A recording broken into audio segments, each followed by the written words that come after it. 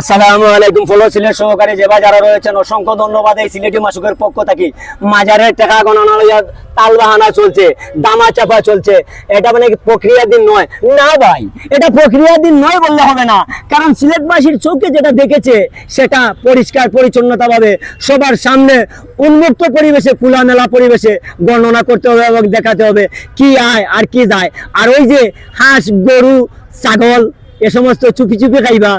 আর যে সুন্দর খাইরা আমি একটা খবরে দেখলাম, এরে বড় বড় হল্লা যাই তোর করো, বড় বড় গুদ্দা যাই তোর করো, বড় বড় ট্যাঙ্ক যাই তোর করো।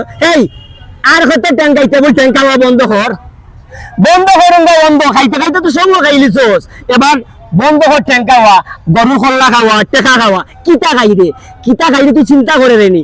আইজ না হয় খাই, এই তুমি বন্ধ যাইবি পটাস পটাস ও পাইকাটা উড়িয়া গেলে কি ফুটতে হয়ে যাবে। তুই হালাল খাইরে না হারাম খাইয়ে তুই গুলো খুঁজলে না, আবার তোর বাচ্চা কাচ্চারে খাবাই রে। কালকে গুরুস্থানে যাওয়ার পরে যে বড়ুয়া সারাইয়া টেলা দিব, আল্লাহ এই টেলা খেয়ে ফিরাইব, খেয়ে ফিরাইব এই টেলা, খেয়েও ফিরাইতো না। বাচ্চা কবে আমি খাইছি না, আমি খাইছি।